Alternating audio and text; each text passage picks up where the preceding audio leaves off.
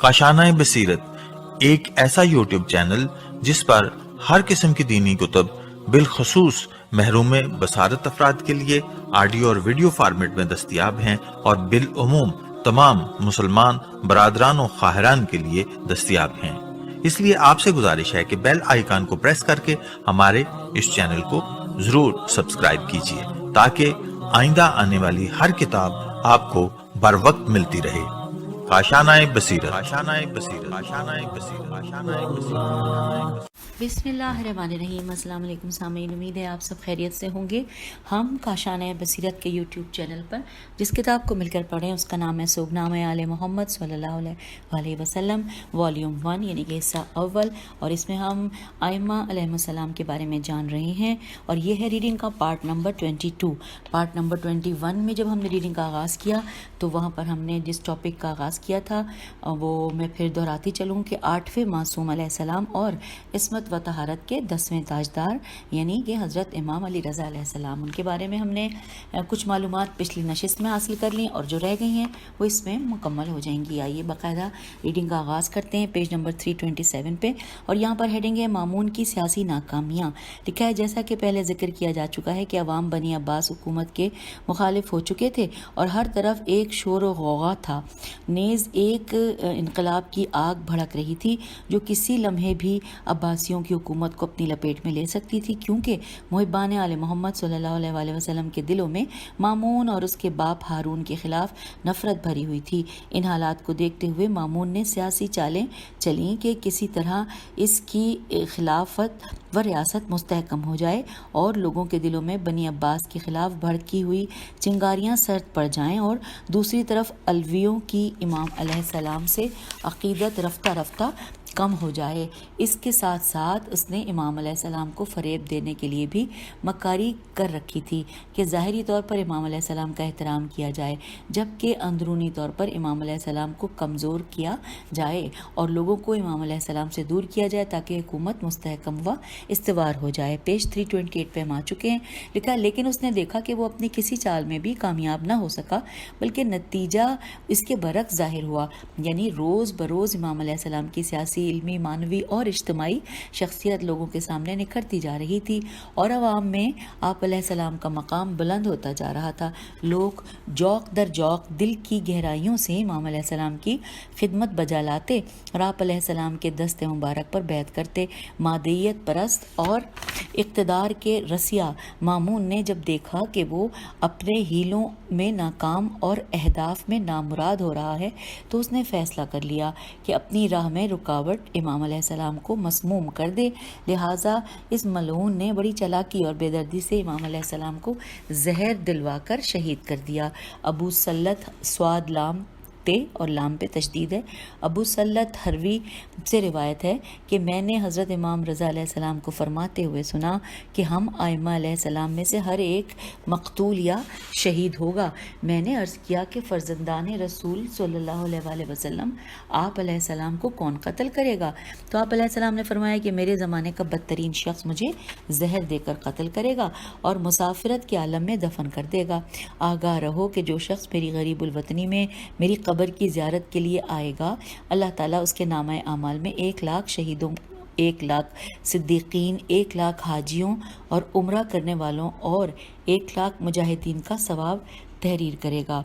इमाम अलैहिस्सलाम ने अपने कातिल के बारे में खुद फरमाया कि ए हुसैन इब्ने जहम, जीम है मीम, ये जो तूने मामून को मेरा एहतराम व इकराम करते हुए देखा है इससे धोखा न खा, ये अनकरीब मुझे जहर से शहीद करेगा और यही मेरा कातिल है। इमाम जाफ़र सादिक़ अलैहिस्सलाम ने फरमाया कि मेरे फ़र्जंद मूसा अलैहिस्सलाम इब्ने जाफ़र अलैहिस्सलाम की औलाद में से एक फ़र्द जिसका नाम अमीरुल मोमिनीन हज़रत अली इब्ने अबी तालिब अलैहिस्सलाम के नाम पर होगा, वो यहाँ से निकल कर तू چوس جائے گا، جہاں وہ زہر سے شہید ہوگا وہیں عالم مسافرت میں دفن ہوگا، اور جو شخص اس ہستی کے حق کو پہچانتے ہوئے اس کی قبر کی زیارت کے لیے جائے گا، اللہ تعالیٰ اس کو راہ خدا میں مال خرچ کرنے والے اور جہاد کرنے والے کے برابر اجر دے گا۔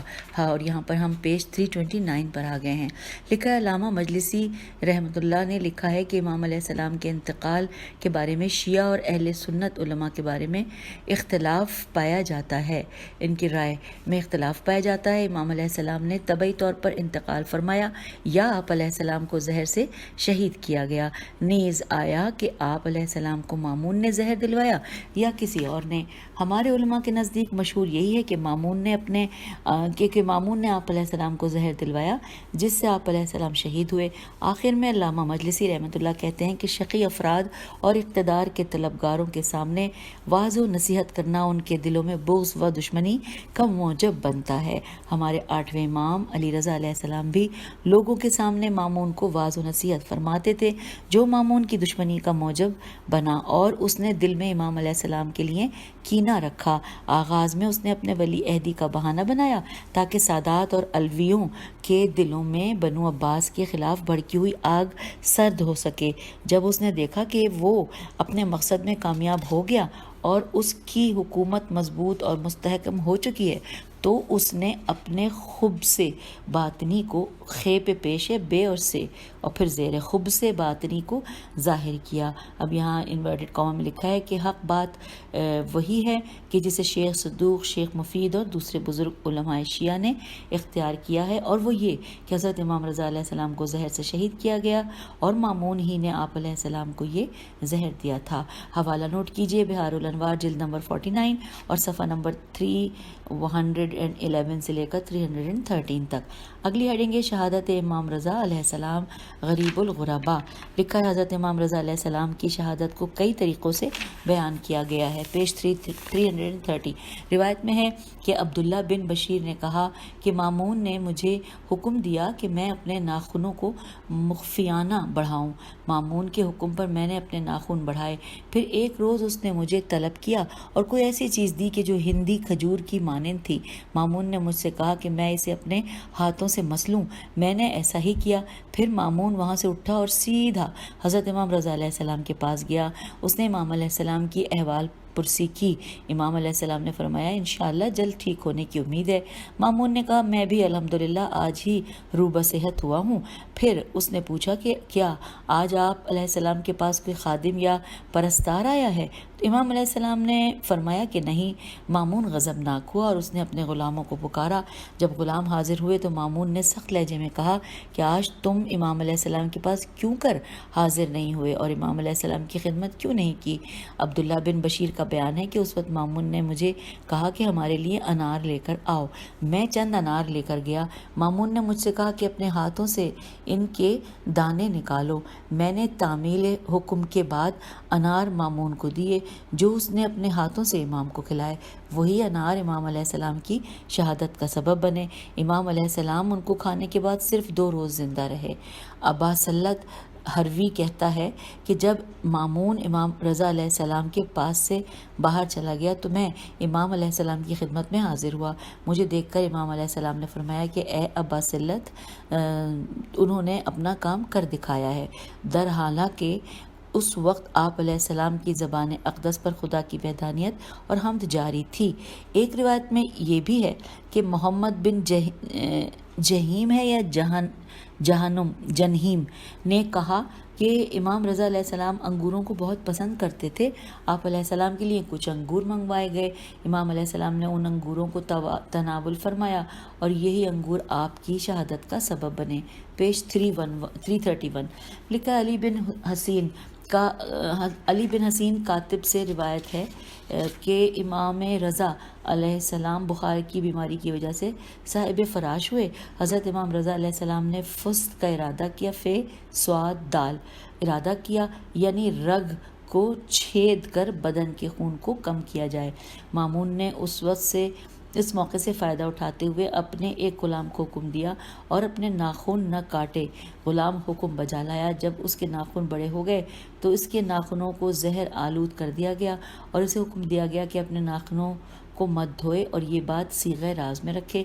مامون امام علیہ السلام کی تیمارداری کے لیے امام کے پاس گیا اور وہیں کچھ دیر کے لیے ٹھہر گیا جب تک کہ امام علیہ السلام کا فسق تمام ہو گیا۔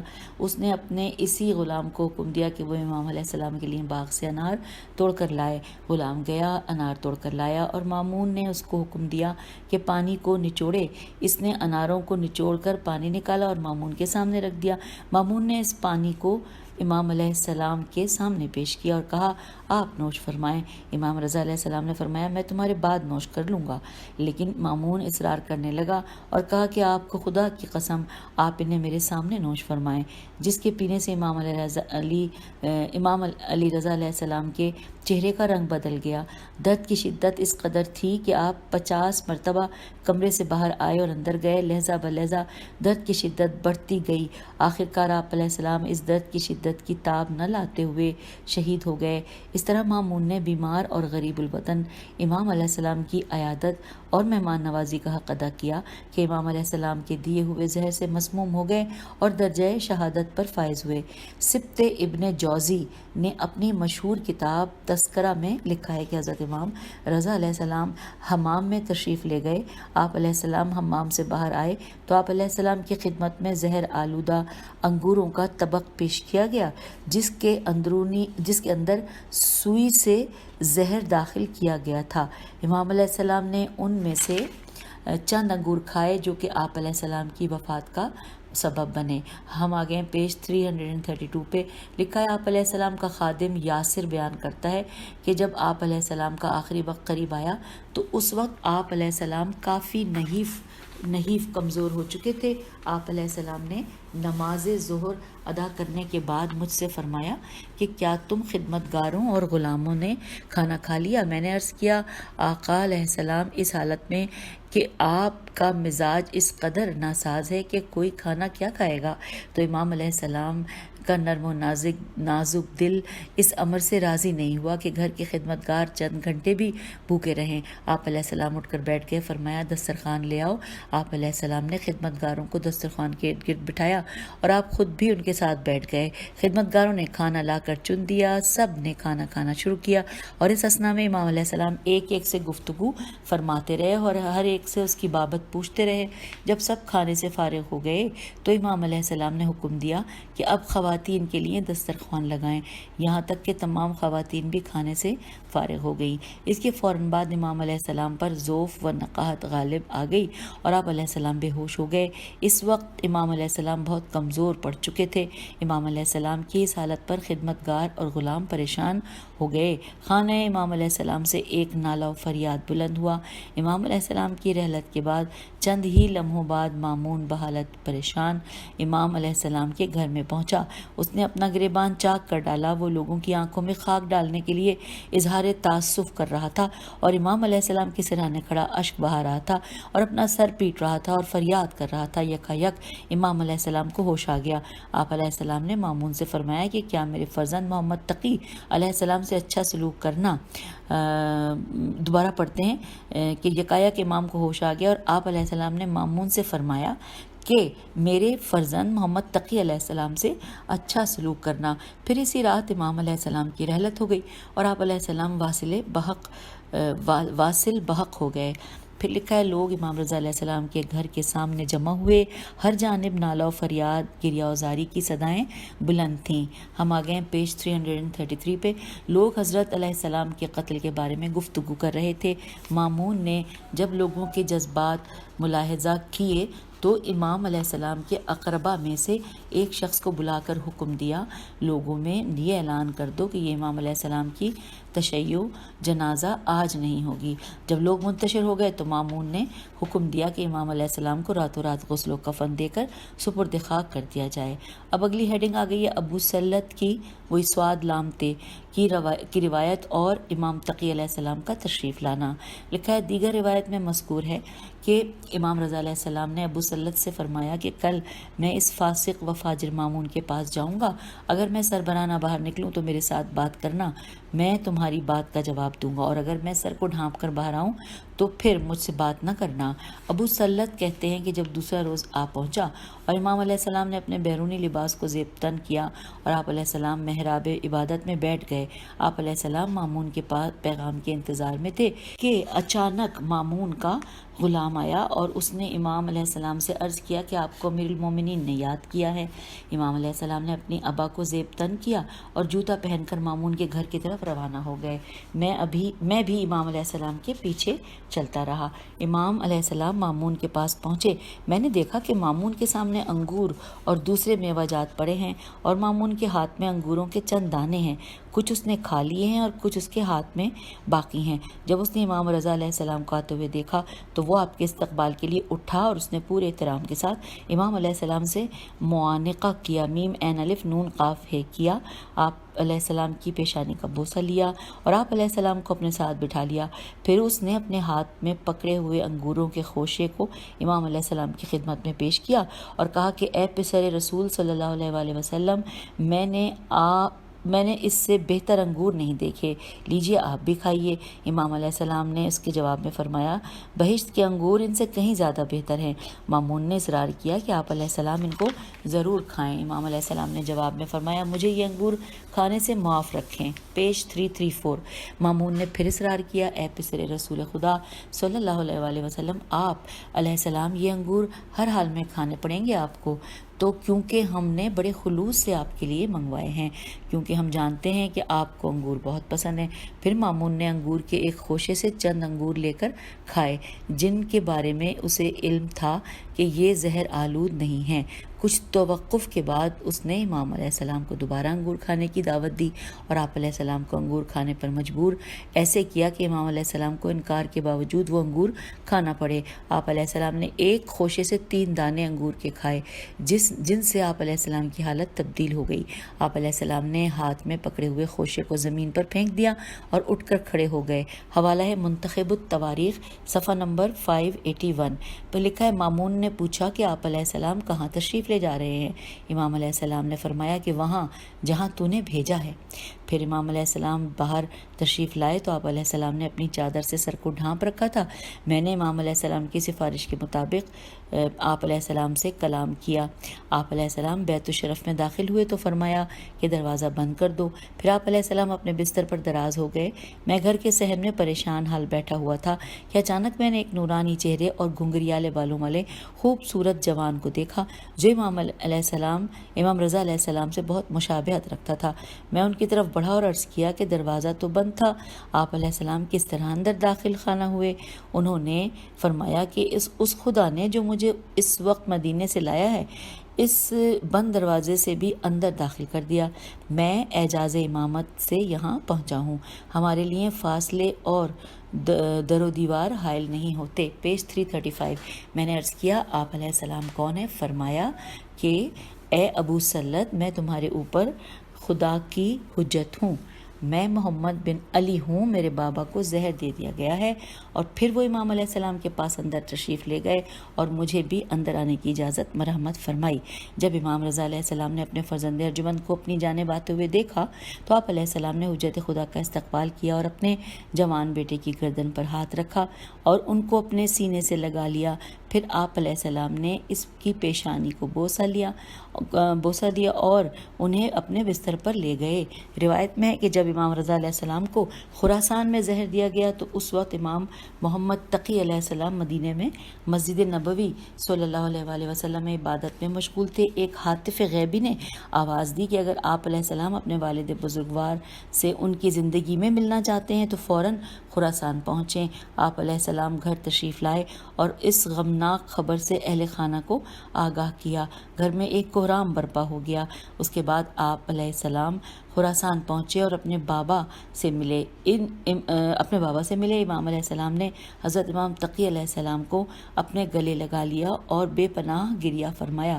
امام محمد تقی علیہ السلام نے بھی اپنے بابا کی بے کسی اور غربت پر اس طرح گریہ کیا کہ آسمان پر ملائکہ بھی اشکبار ہو گئے۔ پھر امام رضا علیہ السلام نے امام تقی علیہ السلام کو امامت کے اسرار و رموز بیان کیے اور تبرکات سپرد کیے، اور اس طرح امام رضا علیہ السلام نے حجت خدا بیٹے کی آغوش میں انتقال فرمایا۔ ابو سلط کہتا ہے کہ امام رضا علیہ السلام جب راہی ملک عدم ہو گئے تو امام محمد تقی علیہ السلام نے مجھے فرمایا کہ اے ابو سلط اٹھو اور سامنے والے کمرے میں چلے جاؤ اور وہاں سے تختہ اور پانی لے آؤ۔ میں نے عرض کیا مولا علیہ السلام وہاں پر پانی موجود نہیں ہے۔ پیج 336۔ تو آپ علیہ السلام نے فرمایا جو کچھ میں نے کہا ہے اس پر عمل کرو، جاؤ وہاں پر پانی اور تختہ موجود ہیں۔ میں گیا تو میں نے دیکھا کہ ایک تختہ اور پانی موجود ہے۔ میں سامان لے کر آیا اور غسل دینے کی آمادگی ظاہر کی تو امام محمد تقی علیہ السلام نے مجھ سے فرمایا کہ تم باہر چلے جاؤ، یہاں پر چند ایسے افراد ہیں جو میری مدد کر دیں گے۔ میں کمرے سے باہر گیا، امام تقی علیہ السلام نے آپ علیہ السلام کو غسل دیا، پھر آپ علیہ السلام نے مجھے فرمایا کہ اس کمرے میں جاؤ اور کفن و حنوت لے آؤ۔ میں کمرے میں گیا تو میں نے دیکھا کہ ایک ٹوکری پڑی ہوئی ہے جس میں کفن و حنوت موجود ہے۔ میں اسے امام علیہ السلام کی خدمت میں لایا، جس میں آپ علیہ السلام نے اپنے والد بزرگوار علیہ السلام کے جسد اطہر کو حنوت کیا اور پھر کفن دیا۔ بعد ازاں امام علیہ السلام نے نماز جنازہ پڑھی اور مجھے فرمایا کہ تابوت لے آؤ۔ میں نے عرض کیا مولا تابوت اصلاح کے قابل ہے، میں اسے نجار کے پاس لے جاتا ہوں اور اس کی مرمت کروا کے لاتا ہوں۔ امام علیہ السلام نے فرمایا فلاں کمرے میں تابوت پڑا ہوا ہے۔ میں اس کمرے کی طرف گیا تو دیکھا کہ وہاں ایک تابوت پڑا ہوا ہے، جبکہ میں نے وہاں پہ پہلے کبھی تابوت نہ دیکھا تھا۔ میں اس تابوت کو اٹھا کر امام علیہ السلام کی خدمت میں آیا۔ آپ علیہ السلام نے اپنے والد بزرگوار علیہ السلام کے جسد اطہر کو اس تابوت میں رکھا۔ اسی دوران میں مامون اور اس کے غلام آہ و بکا کرتے ہوئے وارد ہوئے اور افسوس کا اظہار کرنے لگے۔ حوالہ عیون اخبار الرضا جلد نمبر 2 صفحہ نمبر 243 اور 244۔ بروزگار چوں، اچھا یہ تو بھائی فارسی ہے، یہ تو میں نہیں پڑھوں گی، بہت ساری غلطیاں کرتی ہوں، پہ ہم اس کا ترجمہ پڑھنے آگے ہیں۔ پیج 337 پہ لکھا ہے دنیا میں جب باپ کی عمر تمام ہوتی ہے تو پھر بھلا محسوس ہوتا ہے کہ اس کا بیٹا باپ کے پاس ہو، لیکن اس باپ پر کیا بیتتی ہوگی کہ جس کی موت کے وقت بیٹا اس کے سرہانے آیا۔ جب میں وقت مرگ علی اکبر علیہ السلام، حضرت امام مظلوم حسین علیہ السلام کی حالت کو یاد کرتا ہوں تو میرے جگر سے ہزاروں جگر سوز نالہ ہائے غم بلند ہوتے ہیں۔ Inverted comma close. ہائے قارئین اکرام، ذرا اس اہم نقطے پر غور کریں کہ جب امام رضا علیہ السلام نے اپنے وابستگان، متعلقین اور لواحقین کو الوداع کہا تو آپ علیہ السلام نے انہیں فرمایا کہ اب تم مجھ پر گریہ کر لو، میں دوبارہ اس شہر مدینہ میں لوٹ کر نہیں آؤں گا۔ لیکن سید الشہداء حضرت امام حسین علیہ السلام نے اپنے اہل حرم سے فرمایا تھا انورٹڈ کاما کہ خاموش ہو جاؤ، مت گریہ کرو، کیونکہ تمہارے رونے کے لیے ابھی اور بھی کئی منازل باقی ہیں۔ Inverted comma close. آپ علیہ السلام نے اپنی پیاری بیٹی سیدہ سکینہ سلام اللہ علیہ سے فرمایا تھا کہ اے میری بیٹی، لاڈلی بیٹی سکینہ، جب تک آپ سلام اللہ علیہ کے بابا علیہ السلام کے بدن میں روح ہے اس وقت تک قیامت خیز گریہ نہ کرو، اس سے آپ علیہ السلام آپ کے بابا کا دل محزون و مغموم ہوتا ہے۔ سکینہ، مجھ سے تمہارا نالہ و فریاد برداشت نہیں ہوتا، میری بچی چپ ہو جاؤ، اور جب میں شہید ہو جاؤں تو تم سب سے پہلے میری لاش پر آنا اور جی کھول کر گریہ کرنا۔ امام مظلوم علیہ السلام نے اپنی لاڈلی بیٹی کو یہ وصیت اس لیے کی تھی کہ آپ علیہ السلام کو معلوم تھا کہ سانحہ کربلا یعنی کہ عاشورہ محرم کے بعد مصائب کے باب بند نہیں ہوں گے، بلکہ عاشورہ سے تو مصائب کا آغاز ہونا ہے۔ اس کے بعد تو مصائب کی وہ کٹھن منازل ہیں کہ جو میرے اہل حرم کو برداشت کرنی ہیں، وہ مصائب اور ظلم و ستم ہیں کہ ہر قدم پر گریہ و ماتم ہوگا۔ زمانے کی سفاکیاں اور مسلمانوں کی جفاکاریاں ایسی ہوں گی کہ ہر منزل پر رونے کا مقام ہوگا۔ اس لیے اپنے آنسوؤں کو ذخیرہ کر لیں، ہر ایک موڑ پر مصائب کے پہاڑ ٹوٹیں گے اور کوئی غم گسار نظر نہ آئے گا سوائے محبان کے آل بیت علیہ السلام کا درد دلوں میں رکھتے ہوں گے۔ ہائے کربلا، ہائے امام مظلوم حسین علیہ السلام، ہائے شام غریباں، ہائے شام، ہائے شام۔ حوالہ ہے کبریت کاف بیرے یہ تھے کبریت الاحمر، صفحہ نمبر 182۔ ہم کتاب کے صفحہ نمبر 338 پر ہیں۔ اب اگلی ہیڈنگ یہاں پر ہم دیکھ رہے ہیں غریب الغرباء، امام علیہ السلام کا رات کی تاریکی میں دفن۔ لکھا ہے مامون نے امام رضا علیہ السلام کی شہادت جانگ اداس کو ایک دن اور ایک رات چھپائے رکھا اور کسی کو امام علیہ السلام کی شہادت کی خبر تک نہ دی۔ اس کے بعد اس نے آپ علیہ السلام کے چچا محمد بن جعفر اور حضرت ابو طالب علیہ السلام کے خاندان کو، جو افراد خراسان میں رہتے تھے، ان کو کسی کے ذریعے پیغام بھیجا۔ جب وہ امام علیہ السلام کی شہادت کی خبر سن کر آئے تو مامون نے ظاہری طور پر رنج و غم کا اظہار کیا اور دکھاوے کے لیے اپنا سر پیٹنے اور بلند آواز سے نالہ و فریاد کرتے ہوئے کہنے لگا کہ برادر عزیز، آپ کو اس حالت میں دیکھ کر مجھے بہت سخت صدمہ ہوا ہے۔ وہ بڑی بےتابی، رنج و کرب کا اظہار کر رہا تھا اور انہیں امام علیہ السلام کا جنازہ دکھاتا تھا کہ صحیح و سالم ہے۔ اور یہاں پر حوالہ ہے ترجمہ ارشاد مفید، جلد نمبر 2، صفحہ نمبر 262۔ اگلے پیراگراف میں لکھا ہے کہ جب صبح ہوئی تو لوگ جوق در جوق امام علیہ السلام کے پیکر نورانی کی آخری زیارت کے لیے جمع ہونے لگے۔ وہ اس سازش کی تہ تک پہنچ چکے تھے کہ یہ مامون ہی کی کارستانی ہے اور مامون نے سازش کے ذریعے امام مظلوم علیہ السلام کو شہید کیا ہے۔ مامون نے ماحول کا جائزہ لیا تو وہ سمجھ گیا کہ اگر لوگ اس طرح جمع ہوتے رہے تو اس کی قتل امام علیہ السلام کی سازش ہر ایک پر ظاہر ہو جائے گی اور عوام کا یہ سیلاب اس کی حکومت کو بہا کر لے جائے گا۔